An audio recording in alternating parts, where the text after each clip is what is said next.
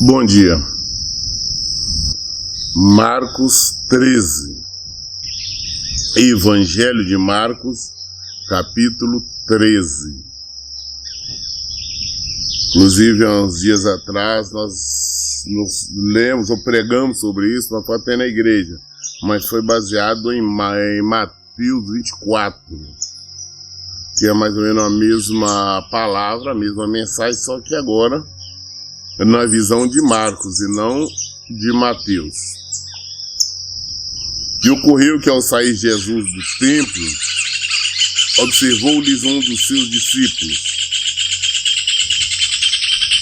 Olhai, mestre, que pedras enormes, que construções magníficas. Então, estavam saindo do templo, né? Jesus saindo do templo, aí os seus discípulos fala com ele, falou, olha, que obra grandiosa, né? E olha que o templo ainda não tinha concluído a sua obra, porque o primeiro templo foi construído por Salomão, filho de Davi, mas esse templo foi destruído na época de Nabucodonosor, quando a Babilônia invadiu. Ele levou o povo cativeiro.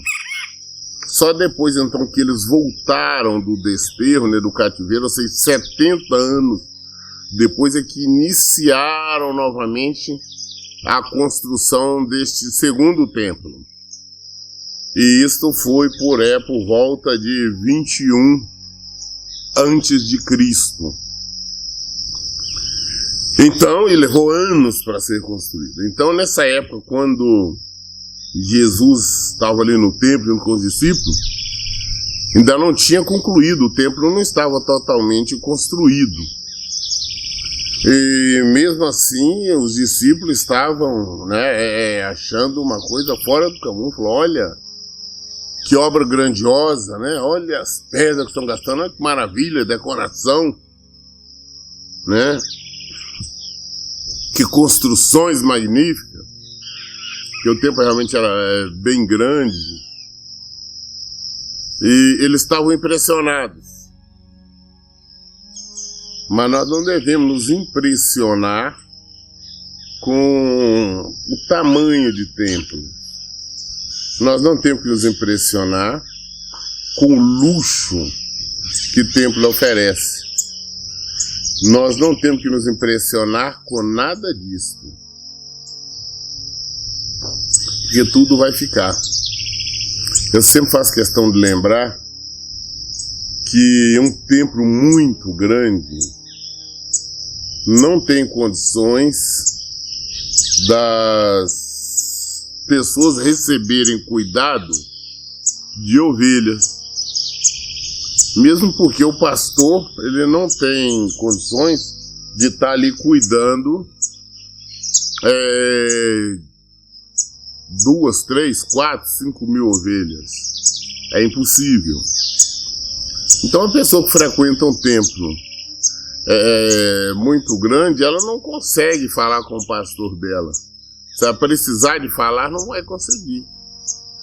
Teria que marcar audiência, levaria meses, igual há pouco tempo, um tempo atrás, melhor dizendo, eu conversando com uma pessoa. Ela me disse, falou, eu tinha 6 meses que através da secretária do pastor, ela tinha marcado uma audiência com o pastor e não tinha sido atendida. Aí eu fiquei imaginando, fosse uma questão de urgência, um problema na família, no casamento, com os filhos, se fosse até questão de uma morte, uma enfermidade, eu não sei, 6 meses ela não tinha ainda sido atendida. Então eu sou a favor mais de templos menores, onde o pastor conheça ali todo mundo, conheça as ovelhas, a família dela, sabe os problemas que estão enfrentando, até mesmo para poder orientar de uma forma mais precisa. E também, o porquê, nós sabemos que o templo, a função do templo é simplesmente um lugar para nós nos reunirmos, adorar a Deus, aprender sobre a palavra de Deus, sobre o Evangelho, cumprir com as nossas obrigações. É só local para nós reunirmos. Ali não é nada, não, um lugar extremamente especial, um lugar ungido, não. Porque a verdadeira igreja somos nós. Nós somos igreja. Vamos reunir a igreja. A igreja pode ser reunida todas as pessoas no mesmo local, no mesmo ambiente, ou pode estar mesmo à distância. Hoje, com o avanço da tecnologia, você pode estar todos ali em uma reunião, por exemplo, via WhatsApp, você pode ter uma reunião via vídeo, né? Ou telefone, ou também você pode estar todos reunidos ali assistindo um vídeo ali ao vivo.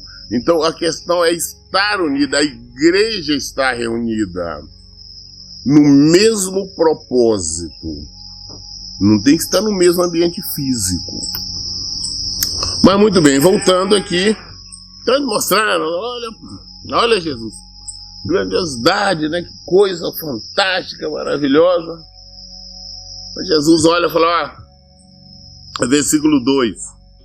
Entretanto, Jesus revelou estas suntuosas construções, pois aqui não restará pedra sobre pedra, serão todas derrubadas. Jesus olhou e falou, olha, tá vendo essas suntuosas, essas grandiosas construções? Olha bem, não vai ficar pedra sobre pedra. Jesus falou. E em relação ao tempo, nós sabemos o que aconteceu. Não existe o templo, né? Há muitos anos ele foi destruído. Inclusive agora os judeus eles estão com um projeto, né? Tem planos de reconstruir agora o terceiro templo. Eles estão querendo construir o terceiro templo. Mas aquilo já foi destruído como Jesus tinha predito. E aconteceu. Nós temos que entender que não é um grande templo. Não. Eu vou fazer de tudo, né, para construir um templo grandioso aqui. Porque é melhor para Deus. Desculpa, é o melhor para Deus. O melhor para Deus é o nosso melhor. Nós damos o melhor, o nosso interior o melhor. Não tem que dar, fazer como alguns pregadores, alguns pastores ficam o tempo todo pedindo ofertas e mais oferta.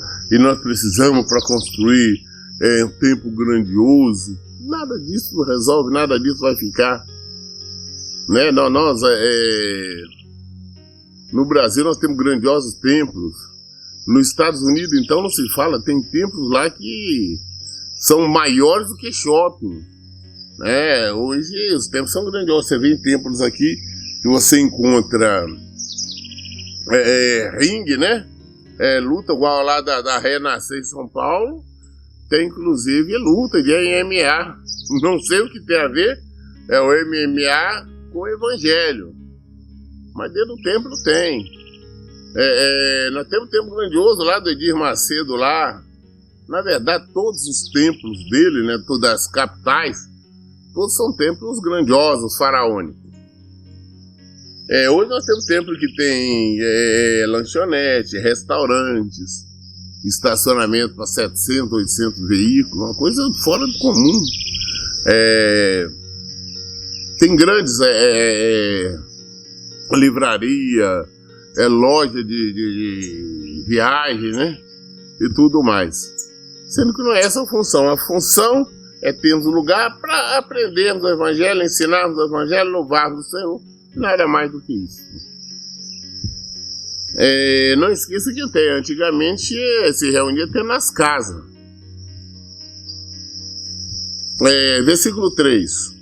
Então, havendo Jesus se assentado no Monte das Oliveiras, de frente para o templo, Pedro, Tiago, João e André o consultaram em particular. Diz-nos quando acontecerão estes eventos e que sinais haverá quando todos eles estiverem prestes a cumprir-se. Olha, Jesus, aí saiu dali, Jesus deu aquela resposta para eles e atravessou. Em frente tinha lá um horto, né? Tipo uns jardins. E Jesus foi para lá, e ali no Monte das Oliveiras, e sentou. E Jesus ali sentado, então chegou, né, estes 4 discípulos dele. Falou: vem cá, quando é que vai acontecer essas coisas? Qual sinal que terá dessas coisas vai acontecer? Em Mateus fala assim: qual o sinal que terá da sua vinda? Né? Aqui Marcos, a visão de Marcos já fala isso. Quando acontecerão essas coisas. De Mateus, ele vai mais à frente, em Mateus 24, ele diz assim: quando ocorrerão essas coisas, qual será o sinal da sua vinda e do final dos tempos? É isso que diz no livro a visão de Mateus, em Mateus 24, o mesmo assunto. Mas aqui ele Marcos já fala diferente, né? Ele diz assim que isso haverá quando todos eles estiverem prestes a se cumprir. Quando é? Qual sinal que nós teremos? Essa pergunta é para todos nós. Qual sinal que nós temos? A resposta Jesus vai nos dar. Vale para nós, valia para ele naquela época e para todo mundo. Qual sinal que nós teremos da vinda de Jesus? Aí, versículo 5, olha, Jesus começa a responder no versículo 5. Jesus passou a preveni-los. Vede que pessoa alguma vos induz ao erro.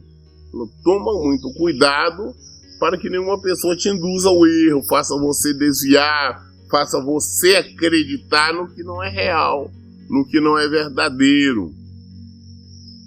Pois serão muitos, versículo 6, pois serão muitos que virão em meu nome afirmando: sou eu, e iludirão multidões. Então toma cuidado, muita gente chega no meu nome e vão iludir multidões. Isso nós vemos. Hoje nós vemos pregadores, pastores, reunindo multidões, né, nos ajuntamentos deles. E a quantidade é enorme, realmente são multidões de pessoas ouvindo, e inclusive a propaganda, né, o chamamento desses pregadores não, Deus está aqui, Deus está comigo, Deus está na igreja, a mão de Deus está aqui, é aqui que Jesus cura, o outro é aqui que Jesus liberta, ou seja, tentando, melhor tentando não, mas afirmando que Deus, que Jesus está lá no templo, na denominação deles, está com eles. E muitos acreditam, tem sido, muitas pessoas estão sendo enganadas. São muitas as pessoas que estão indo atrás destes pregadores. Mas se elas parassem para analisar a luz do Evangelho, como Jesus está dizendo, veria que esses pregadores, esses que Jesus já nos alertou, falou: cuidado para que vocês não caiam em erro, cuidado para que vocês não sejam enganados, cuidado para que ninguém não induza vocês a erro. Jesus preveniu, e ele disse que multidões iriam. Nós vemos essas multidões hoje, porque as pessoas falam, não tem nenhum problema em falar o nome de Cristo, não tem nenhum problema em falar o nome de Deus, só que agem completamente contrário. Elas falam aquilo que o Senhor disse para não fazer. Então, por esse motivo, nós sabemos que não tem nada a ver com o Senhor, e são exatamente estas pessoas que o Senhor disse que nós deveríamos tomar cuidado. No entanto, versículo 7, Assim que ouvirem notícias sobre guerras e rumores de guerra, não vos assusteis. É necessário que assim ocorra, contudo ainda não é o fim. Porquanto nação se levantará contra nação e reino contra reino. Sucederão terremotos em vários lugares e muita fome por toda parte. Esses acontecimentos são o início das dores. O início das dores. Guerra, nós estamos ouvindo falar constantemente sobre guerra. Nós vamos falar, hoje estão uma série de lugares que estão se levantando. Existe inclusive uma ameaça atualmente de ser desencadeada a Terceira Guerra Mundial. Então todos esses rumores nós temos ouvido. São sinais que Jesus disse que aconteceria antes, quando estiver prestes a se cumprir. Ainda não é. E o que mais? Terremotos, nós temos visto terremotos, maremotos, tsunamis. Nós temos visto isso acontecer de uma maneira constante. Fome. Quando nós vemos, tem muita propaganda, né, nas mídias sociais, mostrando, por exemplo, as crianças na Etiópia realmente morrendo de fome, na África, em várias partes do mundo. Não vamos longe não, aqui mesmo no Brasil, tá? Vamos aqui no norte do Brasil, vamos aqui no nosso estado mesmo, aqui no nordeste de Minas. Tem muita gente passando fome. Vamos no nordeste aqui brasileiro, no sertão. Você vê realmente pessoas passando fome. Não é outra maneira, é passando fome. Porque tem pessoas, famílias, com vários filhos, que sobrevivem exclusivamente, hoje, através desse Bolsa Família, que não é nada. Você chega lá, é uma casinha de barro, ele não tem nada. Você chega, entra na cozinha, dentro do fogãozinho a lenha, não tem nada para cozinhar. Eles não têm geladeira, não tem nada. Tem muita fome. Pessoas magras, desnutridas. Tudo isto tem acontecido e já não está, como ele também vai dizer, que vai esfriar o amor de muitos. Nós temos visto isso, que as pessoas já não sentem mais compaixão, não tem misericórdia desses. Hoje estão preocupadas com outras coisas. Nós chegamos ao ponto onde nós vemos aí pessoas, inclusive algumas socialites, darem festa para os seus cachorros, seus animais de estimação, gastando fortuna, colocando pedras, diamantes na coleira de um animal, mas não ajuda o povo que está passando fome. Não ajuda o seu semelhante. Porque nós acreditamos que o semelhante dessas pessoas são os cachorros, são os gatos, são animais. Porque o Senhor disse para nós amarmos o nosso semelhante. Uma vez que elas estão rejeitando o ser humano e amando os animais, então o semelhante delas são os animais, são os cães. E nós sabemos que não existe lugar para cães no reino eterno do Senhor. As pessoas hoje gastam dinheiro, uma fortuna comprando rações caras, medicamento e tudo mais para o animal, mas não tem coragem de procurar ajudar quem realmente necessita. Volto a insistir. Essas pessoas estão ajudando o seu semelhante, estão cuidando do seu semelhante, estão amando o seu semelhante, que são os cães. Versículo 9, e olha, diz que é só o início das dores. Tudo isso está acontecendo, então as pessoas estão desesperadas. Não, é o fim do mundo, é apocalipse. Nós muito pastor que está falando, nós estamos vivendo na era da apocalíptica. É isso, aquilo. Não é nada disso, não. É somente o início das dores. Versículo 9, ficai-vos alerta, pois vos denunciarão os tribunais e sereis açoitados na sinagoga. Por minha causa vos farão comparecer à presença de governadores e reis. Isso se constituirá em testemunho para eles. No Brasil ainda nós temos liberdade de estar pregando o evangelho, mas tem países aí no mundo aí que não se pode pregar, nem falar. Igual, por exemplo, na China. Na China destrói as igrejas, não se permite igreja evangélica. Estão invadindo a igreja evangélica, retirando a Bíblia, e que o povo pregue e ensina a Constituição do país, as leis do país, e não permite mais que leia a Bíblia. Quem é pego com a Bíblia está sendo até preso. Não sabe andar com vários países por aí. São presos, são condenados, são mortos. Mas aí nós vemos que pessoas essas, até o final, elas não negam o nome do Senhor. Eles tentam obrigá-las a negar, mas não negam. Ou seja, tudo isso Jesus tinha dito que aconteceria. E vai chegar até nós também. Tá? Nós já estamos caminhando para isto.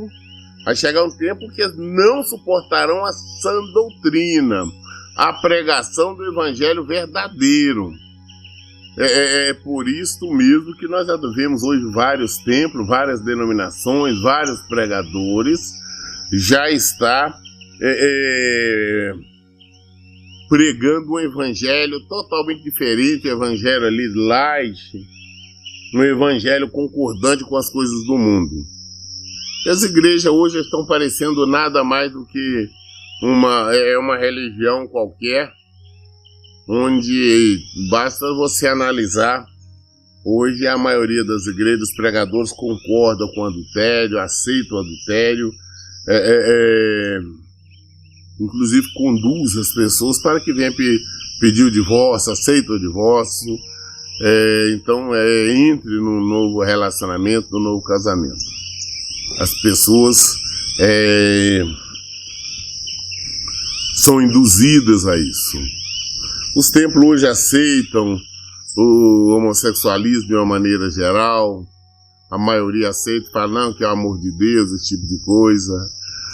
Fornicadores, aceitam as desonestidades, mentirosos. Tem de tudo hoje, não somente nos bancos, como no altar também. A igreja está aceitando isso. O mundo mesmo influenciou as igrejas. Hoje nós temos poucas igrejas sérias realmente que pregam o evangelho, que fala sobre santificação. Versículo 10, ele diz assim,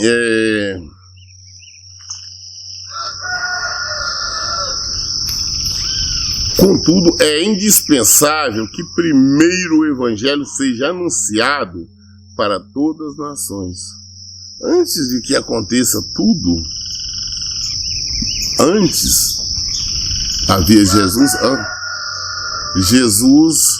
antes da vinda dele, da segunda vinda dele, este evangelho aqui, não outro evangelho, não o evangelho da prosperidade, não esse evangelho de vitória, mas o evangelho egípcio, esse evangelho aqui, ele tem que ser pregado em todo mundo.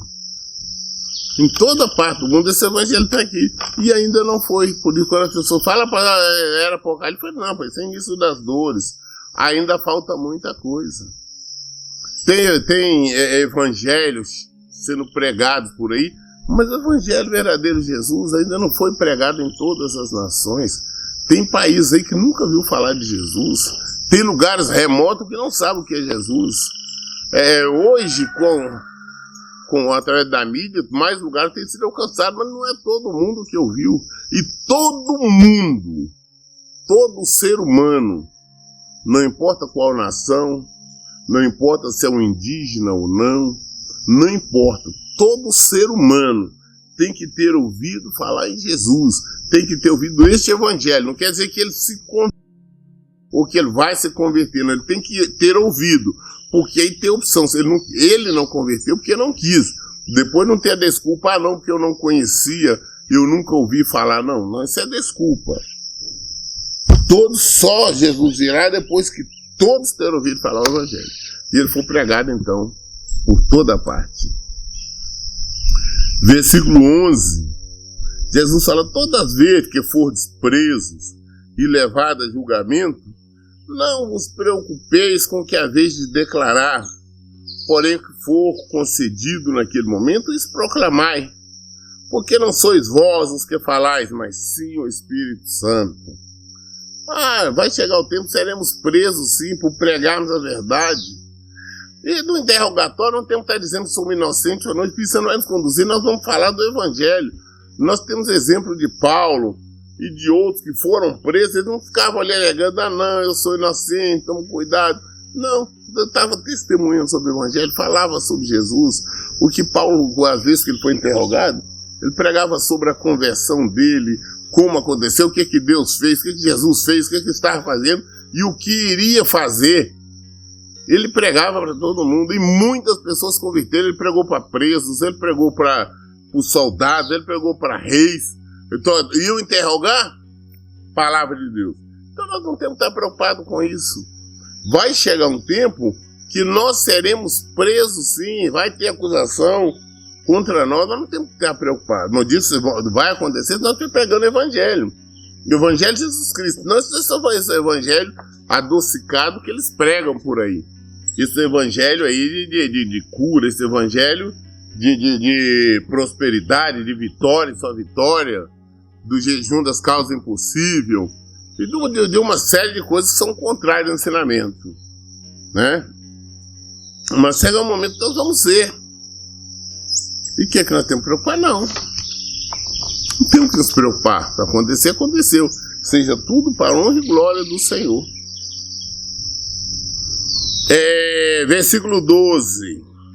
E sucederá que um irmão trairá seu próprio irmão, entregando-o à morte. E desta mesma maneira dirá o pai para com seu filho.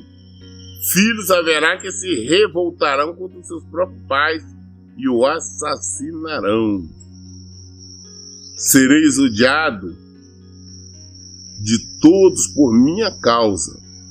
Todavia, aquele que permanecer firme até o fim, receberá a glória da salvação. Então, hoje tem muitas pessoas que chegam para mim e falam, pastor, eu já estou sendo perseguido lá em casa, na minha família eu não posso falar sobre restauração de casamento, porque eles não aceitam, todo mundo é contrário.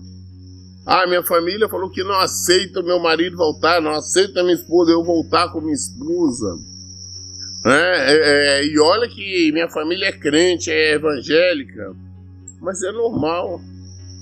Outros falam, pastor, a minha família não aceita que eu fale de Jesus, acha que eu estou alienado, que eu estou alienada.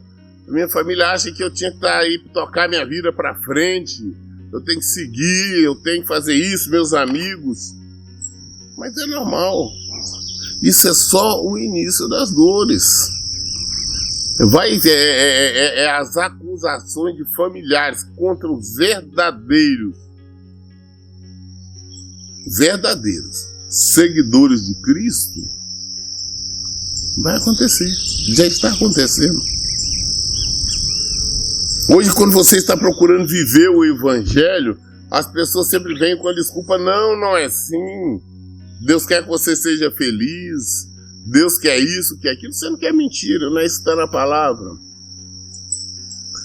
Então é normal essas perseguições, é normal a mãe, o pai, isso com a desculpa de um amor, de estar preocupado com a pessoa, com o bem-estar, quer orientar de maneira errada, orienta de maneira contrária à palavra de Deus.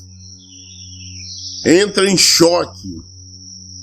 São várias pessoas que eu conheço, que eu atendo, que elas não podem falar se é com a família delas, qual o objetivo, qual o propósito que elas têm, que estão lutando pela família, porque a família é contrário.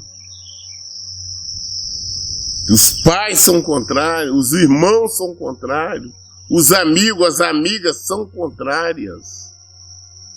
É normal. Volta a insistir, a situação tende a piorar. Jesus disse que vai chegar o tempo que serão odiados por causa de Jesus. Como é que é ser odiado por causa de Jesus? É você estar vivendo o Evangelho, praticando o Evangelho, as pessoas odiarão você por causa desse Evangelho. O Evangelho é Jesus. E Jesus é a palavra. Por você viver o Evangelho, por você não abrir mão do evangelho, as pessoas te odiarão. Conclusão, Jesus disse mais, quando chegar o tempo, que até mesmo matarão, assassinarão. E não estão falando de fora, não. Os filhos assassinarão seus pais, os pais assassinarão seus filhos, irmãos, irmãs, tudo isso vai acontecer por causa do nome de Jesus, porque você entendeu e viveu o evangelho, você descobriu a verdade, você quer viver a verdade. Então é normal nós sermos odiados pelo mundo. Nós não temos que estar preocupados, não, porque minha família não aceita, nós temos que escolher o que nós queremos. Aquele que amar o pai, a mãe, o filho mais do que eu não é digno de mim. Jesus disse, não, se o seu filho é a sua filha, o seu pai, não, porque é meu pai, é minha mãe, eu tenho que... Não, você está colocando em primeiro lugar eles na vida, você vai receber dele, porque no primeiro lugar é Jesus, Jesus é o evangelho. Em primeiro lugar, eu obedeço aqui. Depois são meus filhos, são minhas filhas, são todo o resto. Amém? Eu li hoje o livro de Marcos, capítulo 3, no Evangelho de Marcos, até o versículo, li o capítulo 13, até o versículo 13. Por isso eu falo, todas as dúvidas nós esclarecemos na Bíblia. Por isso em todo tempo eu digo, leiam e pratiquem a Bíblia, que Deus abençoe. Tenham um bom dia.